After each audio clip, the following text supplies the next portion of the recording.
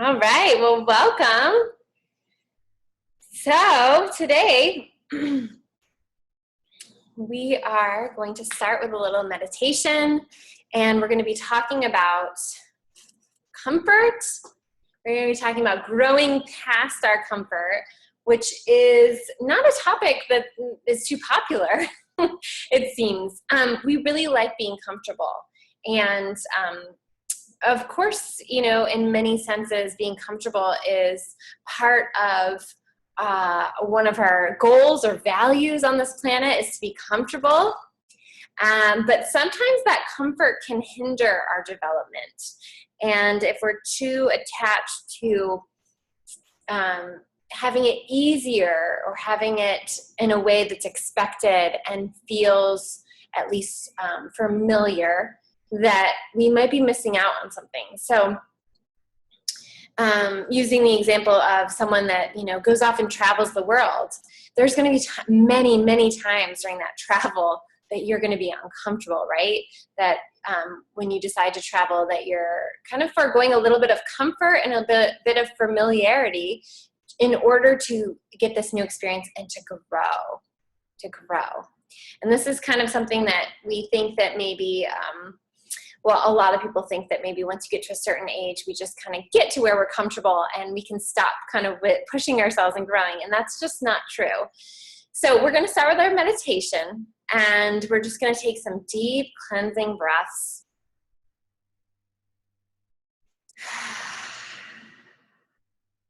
And as you inhale, notice your body. And as you exhale, release a little bit of tension from the muscles. Notice how your shoulders are doing. And with the exhale, release a little bit more tension. Notice how your sits bones and your hips are doing. Breathing. And releasing a bit more tension. As you bring your breath to your body, in your conscious mind, bring your body into this present moment. And you can do this by simply just starting at the top of your head and noticing the top of your head and breathing. Notice your neck. Notice your shoulders. Breathe. Notice your arms and your fingertips. Notice your high back and your low back, and breathe. Notice your hips and your legs and your feet, and breathe. And then placing your hands on your low belly. Imagine just your connection to the floor and bringing up that connection up to your low belly.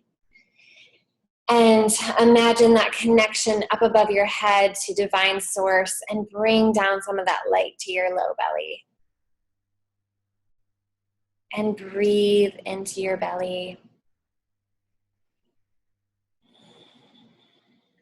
Great. So whenever we're feeling tested, whenever we're feeling pushed to our limits, doing just some deep breathing and tuning into the body and breathing into parts of our body is going to really help us stay away from suffering and stay away from panic mode.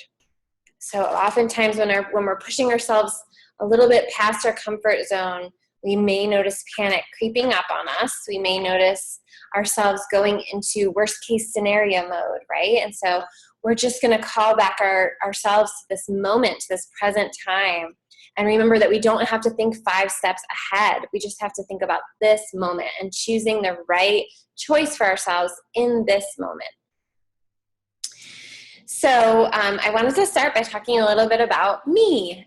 My name is Abigail Barella. I'm an intuitive counselor. I'm an astrologer. an energy translator and healer, and I live in Eugene, Oregon, and I also work in Portland, Oregon, and Eugene. And then I also do distance work. So if you're interested in working with me privately, you can look me up on the web at www.abigailbarella.com.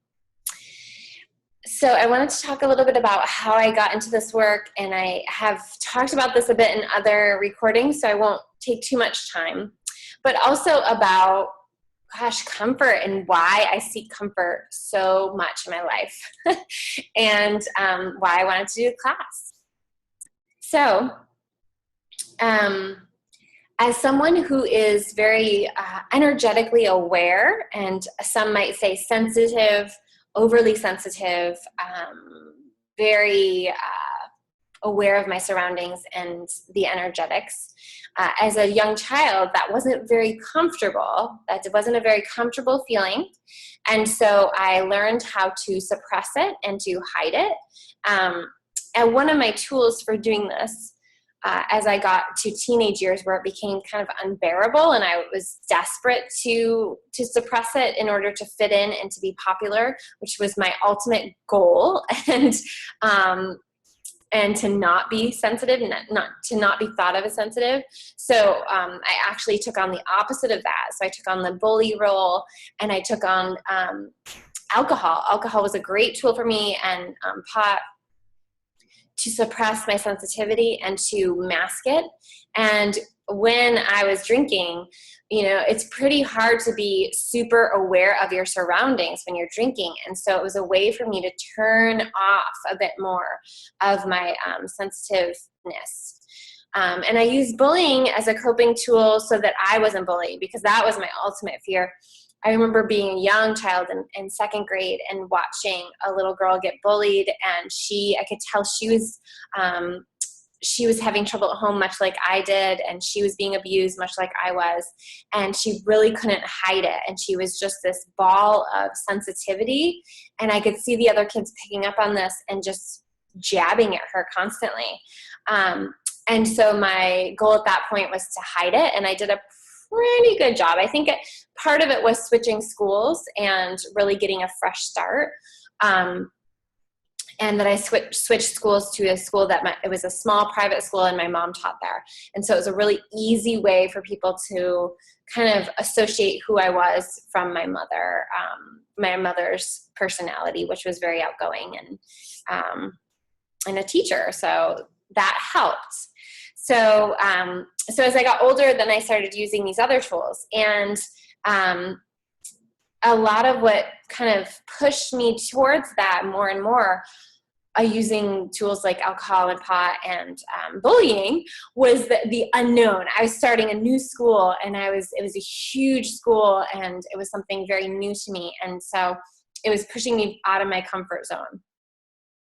And I can literally correlate every time that I wanted to either A, drink a bunch, or B, get high, or C, eat a bunch of unhealthy food, to experiencing this new and unfamiliar territory and growing and having to grow. And it's almost like a repellent to growing, right? Like, I'll just go to my standby that's going to help me numb out, or going to help me take my mind off of it even.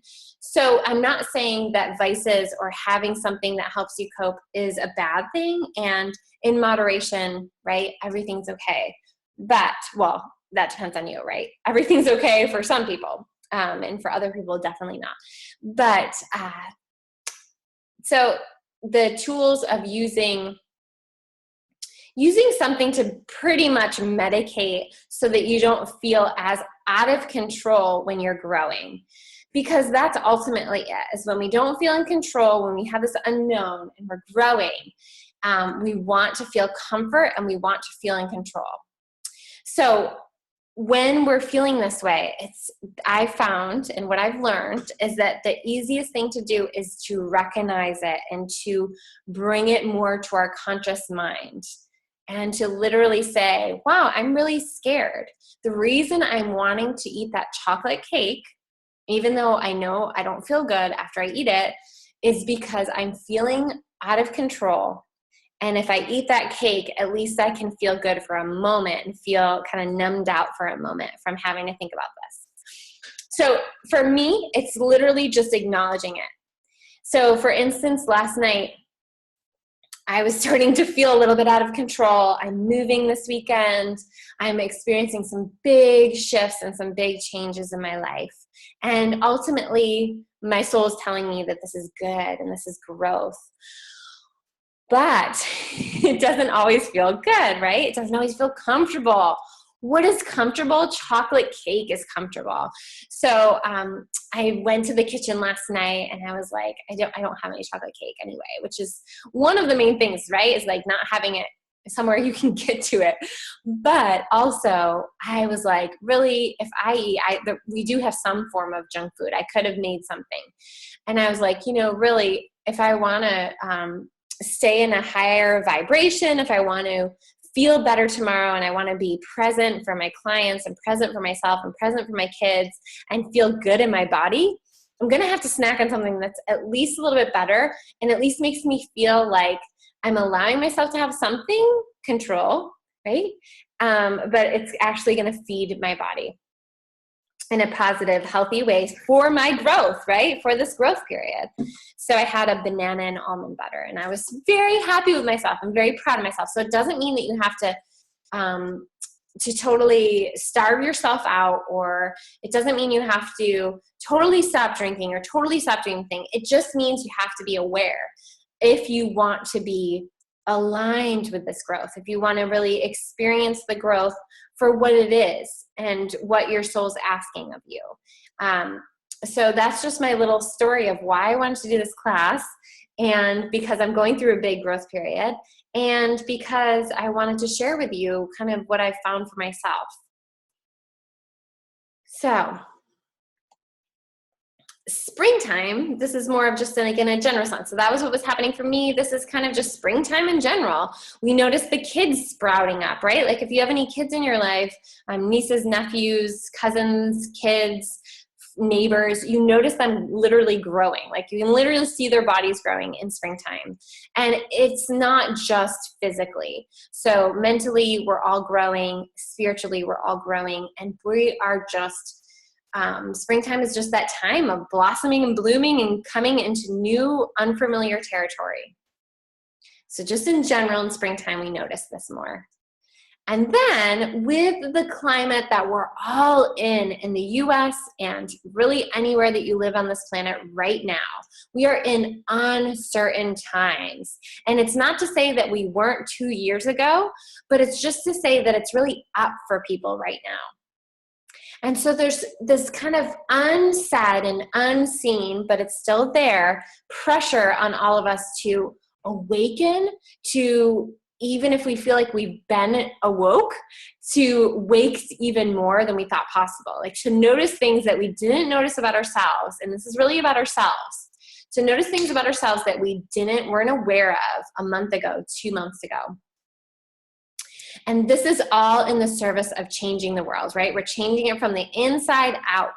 And so because of that, we're just all feeling that pressure, like, oh my goodness, this is kind of overwhelming at times. I'm noticing things that maybe feel more comfortable if I hadn't have noticed them, right? And then astrologically, because I'm always looking at the astrology, and astrologically this week, we are confronting so much energy around rebalancing and coming into more of ourselves. And so we're having these big retrogrades happening, Saturn's retrograde, but then we also have these 2 personal planets that are part of that, which is huge. When the personal planets are part of that, it's really big and it's up for people. And so Venus is the planet of giving and receiving love and energy. And a lot of us are kind of rebooting and reintegrating more space within ourselves to give and receive in terms of love and energy. And some of that energy can have to do with money, because money is just energy, right? And so that can be up for a lot of people right now as well. And when we're talking about astrologically things being up, I just want to mention this. Basically, we're just talking about energetics, because the way that I think about astrology is just a mirroring. It's just like, hey, if you read this energy here, you might have more understanding of what's shifting and changing on planet Earth. And if we are on different planets, like on that planet, right? So it's just, it is just reading energy. To me, that's what it is. And so we have these archetypes. And so we're talking about right now the Venus archetype, which is a feminine planet, and it's the planet of giving and receiving love and energy. And then we have the archetype, the planet of mental energy, communication, electronics, creations that were created by humans. So it can mean when it's going retrograde that certain things don't work as well. I know that our Wi-Fi went out the day Mercury, or I think it was the day before Mercury went retrograde. And so, and then I ended up not getting an email that I needed to get in order to know something about Sunday, and ended up showing up, and the person was like, "Didn't you get my email?" And I was like, "No, I didn't." And I was like, "Mercury is retrograde today." So, you might notice this if you were born when Mercury or Venus was retrograde, and you can find this in your chart, or you can ask an astrologer by looking at and seeing if there's a little retrograde glyph, which looks like an R and an X. And you can see if maybe you were born during this time. I know I have certain people in my life who are like, "Oh, I'm not affected by Mercury retrograde. Like, they just don't affect me." And likely, not always, but likely if you looked at their chart, they would have been born during a Mercury retrograde. So it's actually a really great time for them. Like, they're used to working with that energy, so to speak. So this is basically just saying we're all in this growth time, and springtime, and astrologically, and just in general where we are. We're in this big time of growth. And the tarot card that I picked for today for this class was the Tower, or in the cards that I have, that's represented in the Wildwood Tarot as the Blasted Oak. And it's like this woman falling from a tree, and she's kind of on fire, and she's hitting the ground. And I'm like, oh, cool. That's totally how people are feeling right now, right? And not everybody, but I know a lot of people are feeling this way. Like the unknowns, what's happening? What's life going to be like in a month? What's life going to be like in a year? I don't know. These changes are so big, right? And what the next card that I pulled for the tools for that would be, it's actually represented as a salmon swimming upstream. And I thought it was interesting to bring up diet and food, because I was talking about how my go-tos for stress and unknowns is around eating and other vices around what I put into my body. And the Queen of Vessels is the card that I pulled. And so it's basically about, so they talk about eating, the salmon were said to swim in pools overhung by hazel trees, and to eat the nuts of wisdom that fell in the autumn. Now, I don't really believe that they could crack their shells open, but maybe I'm wrong. But I just love that it talked about that wisdom that comes sometimes for having to take this journey of the unknown, the way we feed our bodies and the way we're hydrating our bodies are going to help us swim upstream, and are going to help us to see more of the wisdom of the growth time that we're in. So I really found that card to be helpful. It talks about being kind to yourself, being in joyfulness and in recovery, a caring individual, in cherishing or pampering. So, and of course, the more you're doing that for yourself, the more you're going to hopefully want to share that with others. So reminding yourself that it's okay to pause, to, feed yourself well, to take an extra hour making your lunch if you need to today. Whatever it's going to be to make yourself feel nourished and pampered. And then I thought it was interesting, Durga came up a lot in my meditation. And why would we call in the energy of Durga? First of all, it's probably, I'm going to go back actually. Why would we call in the energy of Durga? So a lot of us are awakening. A lot of us are growing. right? And it can be scary. And sometimes when we're in that place of this is scary, we allow energies to come into our mind that aren't going to feed us wisdom. They aren't going to feed us well-being. They're going to feed us more fear. They're going to feed us more panic. And they may even wake us in the middle of the night in an extreme panic or worrying about certain things. And if that's the case, then it's really a time for us to call in Durga. And Durga is the goddess. So here is the picture of Durga. And I wanted to show you an image, even though it doesn't match my other images, but I want to show you an image of Durga. And, many of you know about Durga, and it's a Hindu goddess, and she has many other forms. And I'm not going to do I could do a whole class, and lots of other people could do a whole class that would be better than mine. But basically, the energy of Durga it is the mother goddess energy.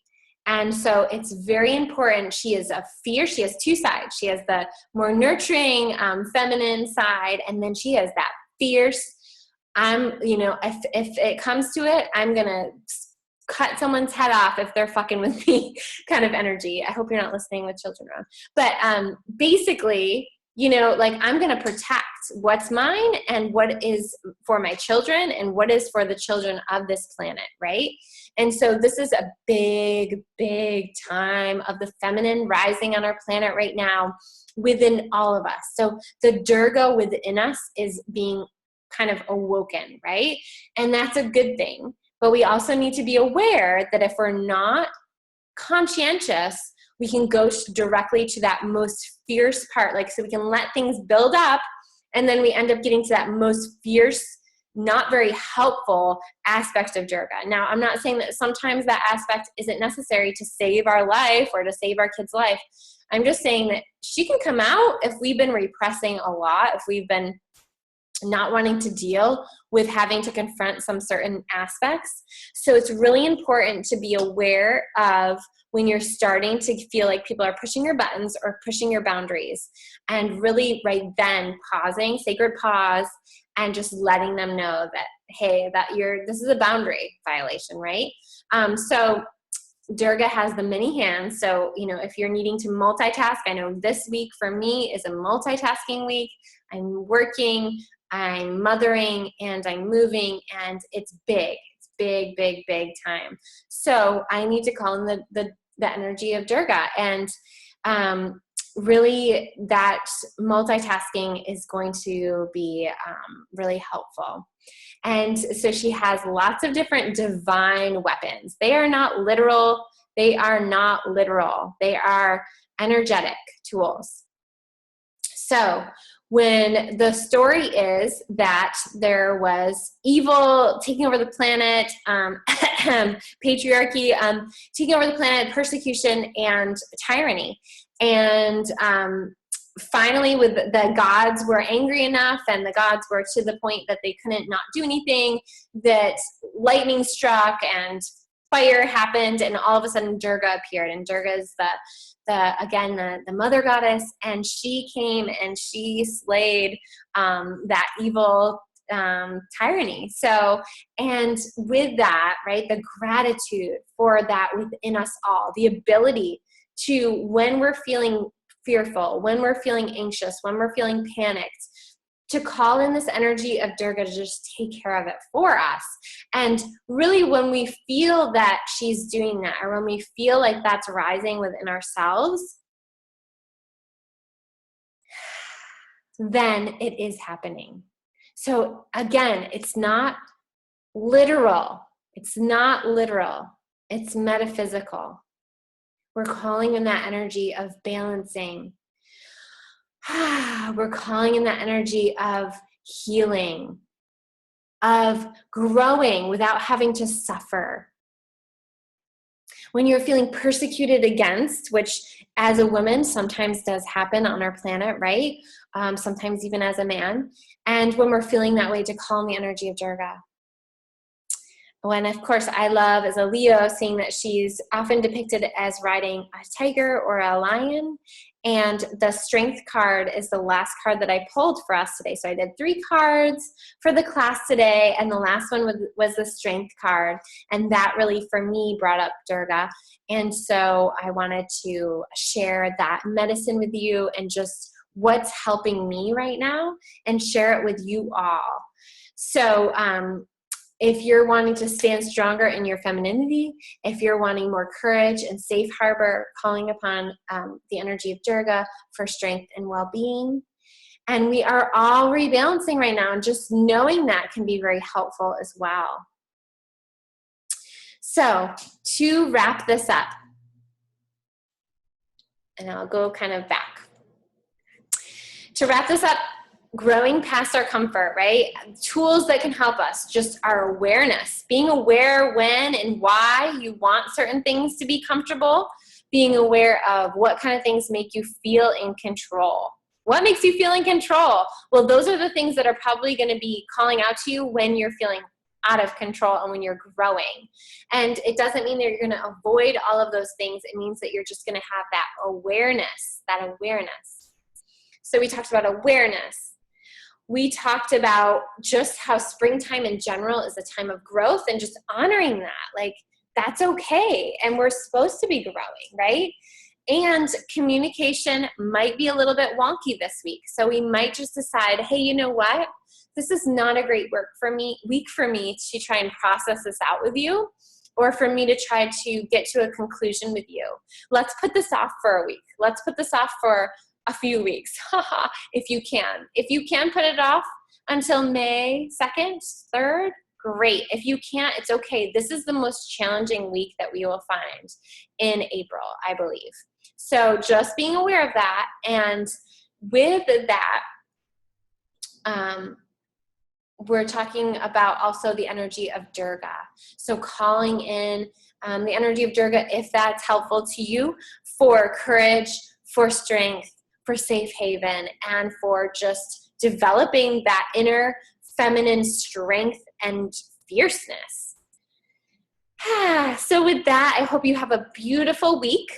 I do want to tell you that the 2 classes that I have coming up, they're both for intuitive development. So if you're really wanting to strengthen your intuitive muscles and learn more tools and connect with other people that are also wanting to do that, while, spending time with me and getting to ask cool questions, I'm doing one in Portland on April 22nd. That is Earth Day. It's a very powerful day to come together with other people and learn some tools for developing your intuition and getting more creative power, abundant health in your life. This is the time for it, people. So if you're feeling like, oh, I don't know if I want to spend the money, I don't know if I'm kind of scared about what she's going to teach me, this is the time to just kind of feel into that. Like, what is it get that in your awareness of like what it is you're scared about, or what it is maybe you feel like you can't afford it. Definitely talk to me if that's the issue, because you can do payment plans. You can do lots of things to make it happen. And then in May, I'm doing an online class for the Creative Power Abundant Health. So either of those are available after you do take the class. So say you did take the April one. What I do is I invite all the past students, the graduates, to come and take the class again for free. So that's another benefit of being in that community. There's also a Facebook group. There's a workbook that you get with the class. And so I just hope that I see some of you there. And if you have any questions, email me, message me on my Facebook page or Instagram or something like that. I will be posting about it a lot in the next week. And I'm just sending you guys lots of love, and I hope you have a beautiful day. And with that, hands at your heart center. And just for a moment, imagine that you can see all of your insides as beautiful, sparkling stars, and it's all coming together, even though you don't see the bigger picture right now. So just honoring that within yourself. You are a universe within itself. Have a beautiful day.